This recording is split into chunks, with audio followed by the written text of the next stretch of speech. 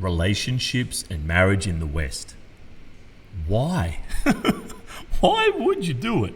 But of course, some people still want to get married. So what I want to do today is take you through all of the statistical evidence to show you how to screen for a good husband or a good wife. First up, avoid marrying at a younger age. Younger age is defined at 21 or less. We have the data. So what's the logic behind this? Well, modern logic would tell you that, you don't know yourself yet. When you're 20, you're just a kid and you haven't grown into who you really are. Look, by my sarcastic tone, you can probably tell that I don't really buy into this, and I don't buy into it because as you get above about 32, you see that the risk of divorce starts to increase as well. Getting married between 22 and 32 seems to be ideal. So why is divorce risk higher when you're very young? I would suggest that people getting married that young in our culture of anti-marriage and anti-relationship, I would suggest that these people tend to be very impulsive. Wanting to get married and commit at such a young age probably just means that they're very impulsive by nature, which of course carries a very high risk of divorce. And for people getting married after they're 32, look, it's pretty obvious they don't value marriage and they're only getting married because they feel like they have no options left. Maybe they want to have a child, etc., etc. Having less education. So people with a college degree actually have a lower divorce risk. Now, of course, if you do like a 3-year accounting degree, it doesn't mean that you're more suited to marriage. So what does it really mean? Well, I think if you complete a college degree, you must have your life together a bit. You're able to stick at something for a period of time, do reasonably well at it. It doesn't matter if it's a community college or Harvard, but the fact that you've got through that means that you probably have some resilience, some resourcefulness. You can combat problems in your life and you can achieve things. Having parents who divorced or who never married, this is pretty obvious. The apple never falls far from the tree. They've had bad role models, etc., etc. So generally you want to get with someone whose parents are together. Having a personality that is more reactive to stress and emotion, this is pretty obvious. This person's going to be a lot more hot-headed, get into a lot more arguments, fights, conflict. They're going to be a very unpleasant person to be married to. Having a prior marriage that ended. So in other words, have they been married before? And more importantly, have they been divorced from that marriage? Not all marriages are created equal. In fact, first marriages have a lot lower divorce rate compared to second and third marriages. Now, of course, modern day logic would tell you that, well, no, actually, later marriages should have lower divorce rates because people have learnt what they want. They've learnt what to do and they've learnt something. They've grown as a person, etc., etc. That's just a load of absolute bullcrap. What it means is if you've been divorced, it means you didn't pick very well or there's something really wrong with you or maybe both. Prior to marrying, having sex with or cohabiting with someone other than your mate. So basically, if you're a virgin, you're less likely to be divorced. Having a very low income or being in poverty. This is interesting. So when I was a student, undergraduate student, I was working part-time in this rather large department store. And probably half the staff were students like me. And the other half were 25 years old and over, maybe 28 years of age and older, all the way up to like 60. What I noticed there was that a lot of these older people had some kind of issue. Like one had official mental health problems, one was an alcoholic, she'd literally come back smelling like vodka from every lunch break. Then you had other people who just didn't manage life very well. They got stressed out very easily, they were always complaining, had a negative mindset, etc., etc. What I realized was that having a low income, obviously it's related to a lot of factors, but one of them is just your ability to deal with adversity, your ability to stick at something, get promoted, have a longer term view, have a plan, and then commit yourself to it and go through with that.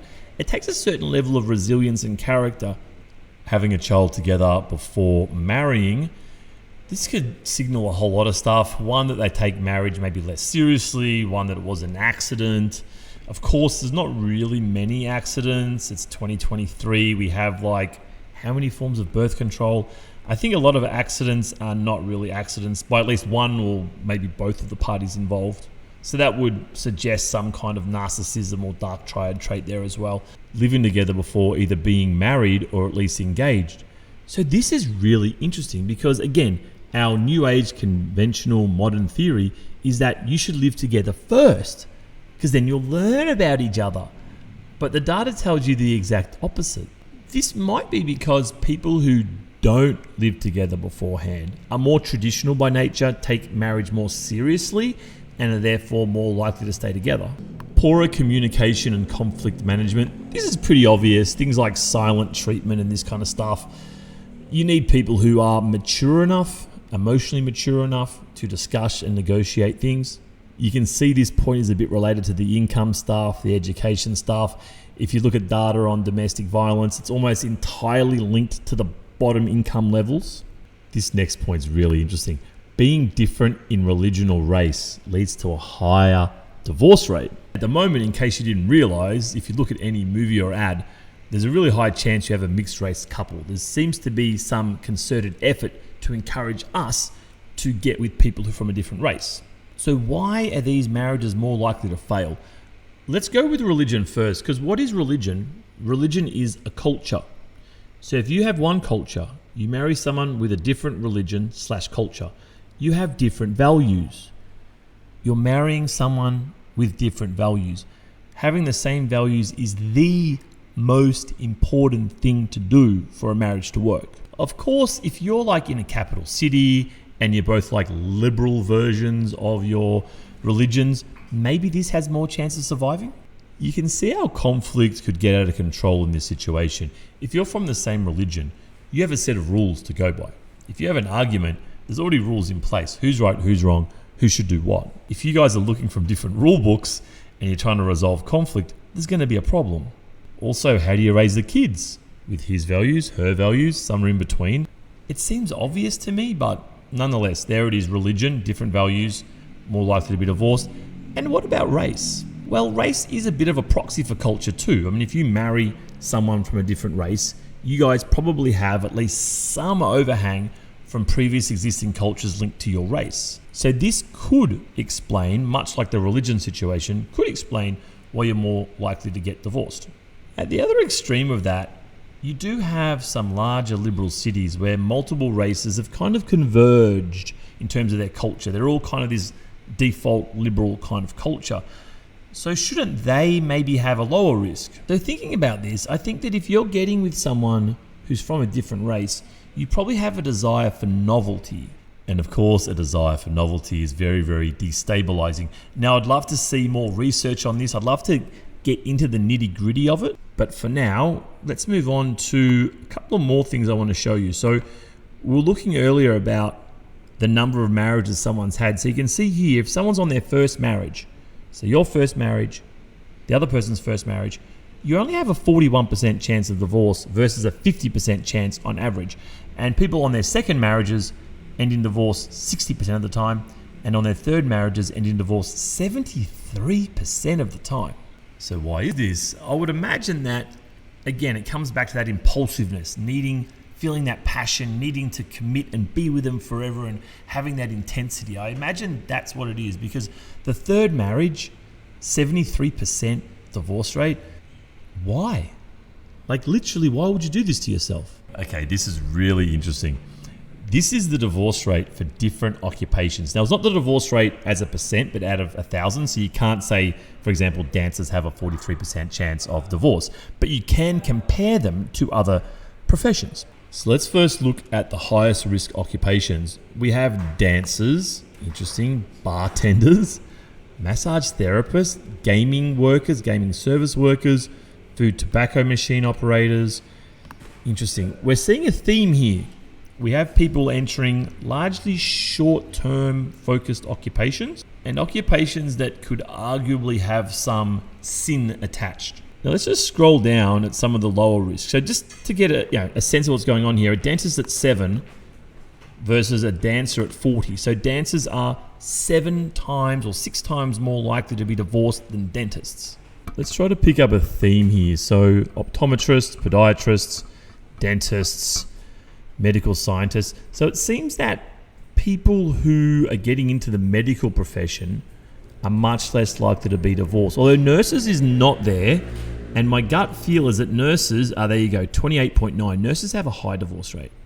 That doesn't surprise me at all from what I've seen in my life. Now, looking at these lower divorce rates, if you get into some kind of medical specialization, you're much less likely to be divorced. I guess people that do this are more logical. They're looking more long term. They're able to commit to something. They're able to commit to getting these skills. And I guess they're more likely to make a rational, logical decision towards their marriage as well. So if he or she has a fairly temporary job like bartender, dancer, wait staff, telemarketing, it seems that your chance of divorce is very high. Whereas if you have a more permanent job or a longer term job, it seems that chances of divorce is much, much lower. And you're talking anywhere from like 3 times the divorce rate up to like 10 times the divorce rate. It's really important. A couple more bonus factors for you here. So as we said before, lower social income status does tend to link to higher divorce. Baby boomers, non-Christians, African Americans, people who consider themselves to be liberal on social and political matters. Meanwhile, those less likely to be divorced include Catholics, evangelicals, higher income people, Asians, and those that deem themselves to be conservative on social and political matters. Where you met is also very important. So if you met your spouse naturally, like high school, college, grad school, you're 41% less likely to get divorced. Whereas if you met in a bar, you're 24% more likely to be divorced. Also, women with 6 or more premarital sexual partners are almost 3 times less likely to be in a stable marriage. One last thing I'll leave you on. If a close friend gets divorced, you are 147% more likely to become divorced and 33% more likely if a friend of a friend is divorced. So birds of a feather flock together. You want to be looking at her friends and what they're like and what her parents are like. If you're still watching, I'm guessing you enjoyed this video, so please click like so I know to make more videos just like this one.